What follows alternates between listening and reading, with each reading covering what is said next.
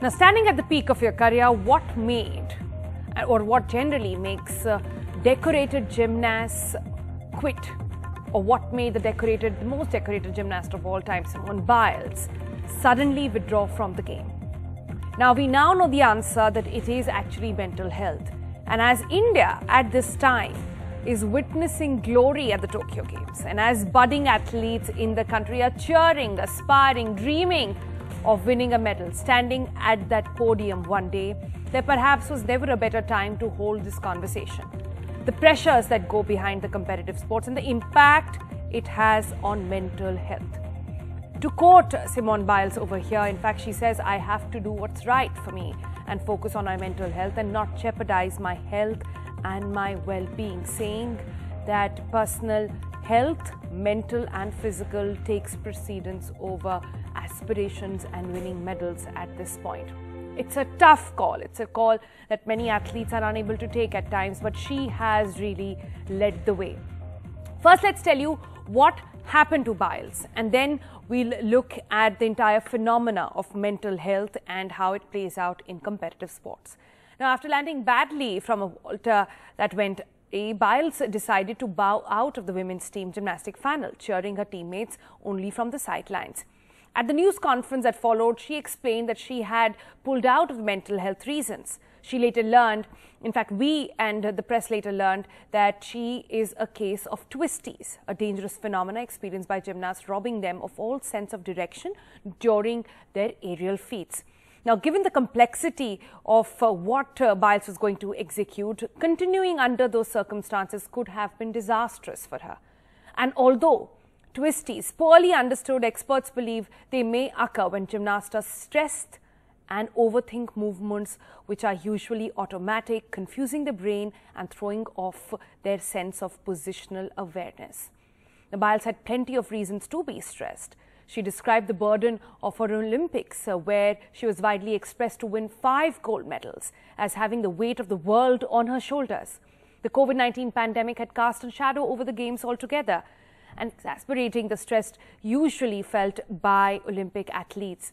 And after an extra year of training due to postponement of the Games altogether, they are now competing with no audience, no family support there as well. It's a tough time for all those participating in these Games. And in Biles' case, it went a little further.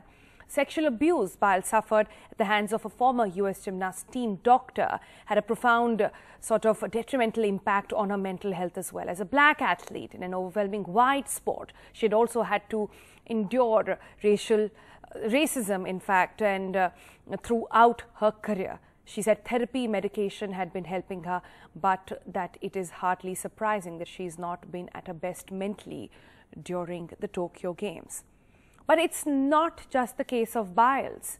FYI looked at several sporting stars and tried to understand what makes all of them actually deal and how they actually tackled with mental health. These are household names, these are superstars, these are people who aspire careers, who aspire entire generation.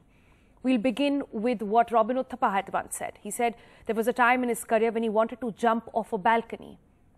After every Olympics, I think I fell into a major depression, a state of depression. That's what the greatest swimmer has said. I couldn't find peace, started seeing a therapist. That's what Serena Williams has gone out to say. I would go to bed feeling like I didn't even want to live. That's what the former NBA star Jerry West said. I was pretty mentally and physically ruined. That's what cricketer Glenn Maxwell has said. I do hope that people can relate and understand it's okay to not be okay, and it's okay to talk about it. That's what Naomi Osaka said. Felt like the loneliest guy in the world. You know who that guy is? It's Virat Kohli, the most loved sportsman in the country. I felt anxiety for 10 to 12 years and had many sleepless nights before a game. Guess who said that? It was Sachin Tendulkar. When the Asian out, nothing felt normal again. That's what a former British cyclist has said. There would be nights when I would just cry, not knowing why. That's what Rani Rampal, the Indian hockey captain, has said. I had gone from 100% obsession to 0 obsession, like someone put a brake on my accelerated life altogether. Abhinav Bindra said that. Players' mental health is important. Being in a bubble takes a lot out of those players, is what Ajinkya Rahane has said as well. This is just a glimpse of what several athletes across the world feel, not just for the Tokyo Games, not just for Olympics, but for any competitive sport altogether. And that is the reason why it is so important to try and ensure that the future athletes that come out of India across the world are well aware, are prepared for these kind of not just physical but mental challenges as well.